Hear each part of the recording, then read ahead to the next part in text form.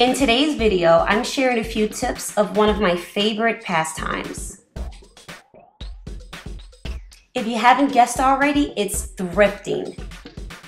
So stay tuned to learn my top 10 tips to be a successful thrifter. Hi everyone, Meechy Monroe here. I am huge on thrifting. I've been thrifting for years now, and I get a ton of questions and a lot of requests just in regards to, how to thrift, what shops to go to, just general information. So the very first tip is how you start your thrifting. My advice would be to do a little research online. At least that's what I've done in the past. I would go to Google, type in Goodwill or the Salvation Army or thrift stores in your area, and just go and check those stores out. But you have to start off with an actual plan and to know the stores that are available in your area. Also, it is a really good idea to go outside of your community. Sometimes you'll find awesome stores within your area, within your neighborhoods, but it's okay to travel out, as long as there's means of transportation to do so outside of your communities and different areas to see what they may have as well. The very next tip is a tip that I feel that is a bit overlooked, and I thought it was important to include because it's something that I definitely practice while shopping in general, but especially while thrifting. Obviously, thrift stores have a ton of things that were donated, and there's a ton of things that are kind of jumbled and packed into a thrift store. I've never been to a store, a thrift store that wasn't a bit congested and tons of things going on, and sometimes you get a bit overwhelmed. I suggest that while thrifting, wear clothing that's comfortable and that is easy to move around in. Here I'm sporting a very comfy outfit. Light leather jacket, easy pulled back hair, flat shoes for tons of walking, a loose shirt and leggings.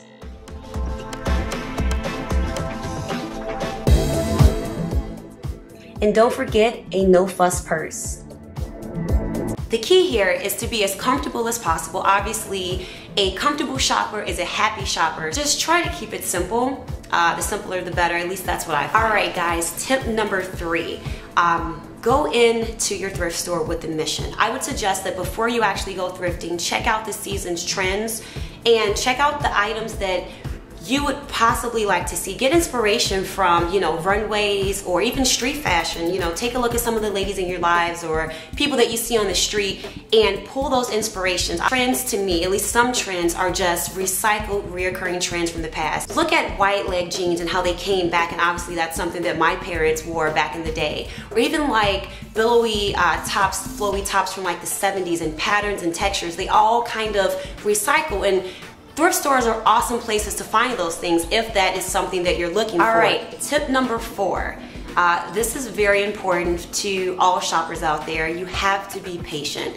Depending on your thrift store and the way that it's set up, I've been to a ton of different shops, and I found that some are insanely organized by colors, by sizes, by different styles. You can find the blazers here, you can find the shirts there, and then some are just kind of thrown everywhere. So you have to be patient. You have to go in with an open mindset that it's not going to be as easy as going to your Macy's or some sort of department store. It could be, whereas you're really taking your time to look through every single item, and you're going on every rack, and just knowing that you will have to seek out those special treasures. And that every item that you see is not going to be your ideal piece. You're definitely going to be able to look through and see what works out better for you and what styles work better for you, and just having that in mind that you will have to look through a few pieces. And that's okay. Honestly, for me, that is the thrill of actually thrifting, is to be able to look through 100 pieces and find that one gem that it was worth the whole entire trip. So now we're on tip number 5.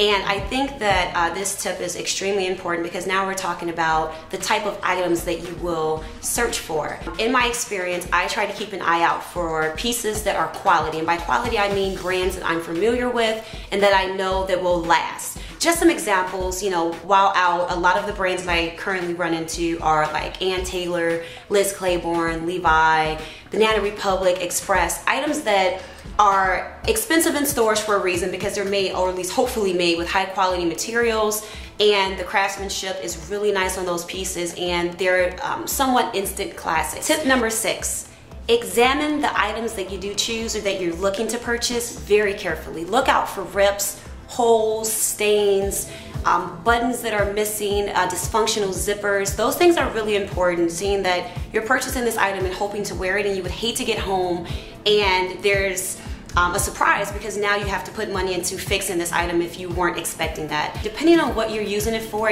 you know, you can purchase something that maybe has a stain at the very bottom. If you're looking to crop a top, it doesn't really matter depending on how you're looking to repurpose the item, but you definitely want to make sure that you're purchasing the item and that it works for what you're buying it for. Look out for those things. Tip number 7. While shopping, you have all of these selections and pieces and you're really excited about it.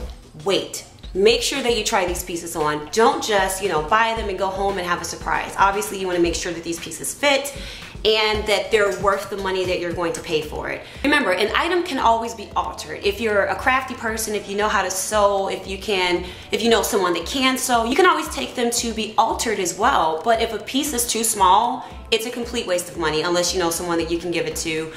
You want to go for pieces that are comfortable and that they fit, and you would hate to get home and have a surprise that this piece is 2 sizes too small, you can't do absolutely anything with it, and a lot of stores are no refund, so you have to look out for that. The very next tip is tip number 8, and it is a tip that I'm sure that a ton of women will get excited about. Secondhand stores and thrift stores sell not only clothing, but they also sell accessories, and that's something that I do not want, you know, new thrifters and veteran thrifters to forget while going out. You definitely want to look at everything that the store has. Some thrift stores even have furniture and tons of things, but okay, I digress. Just to share a little bit of the accessories that I've purchased since I started thrifting, some of my personal favorites, a ton of purses. This bag was just a few dollars at one of my local thrift stores.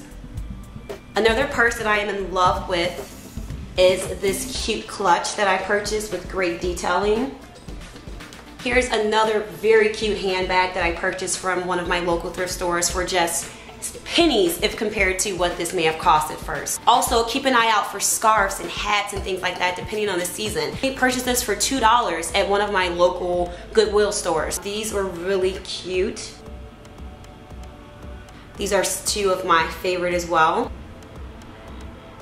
The important thing here is to make sure that you clean them extensively before you put earrings in your ear, especially if they're secondhand. It's enough to get me excited and to come home with a ton of different things for a fraction of the cost. A lot of the times earrings cost like 2 for $1. It really can't beat that. Tip number 9, it's pretty simple. It's just to go to your stores often.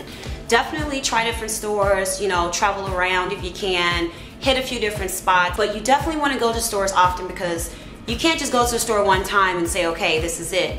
There's new things that are being added the next day and the next week and the next month. So the more you go, the more things you'll find, and it's fun. To me, shopping is a stress reliever. Whether or not I'm window shopping or actually purchasing items, I would go shopping with a friend just because I love to see what's out there. So the more you go, the more inspired that you are, the more pieces that you'll find. I mean, there's days where I may find one thing and I go back the next week and then I find 3.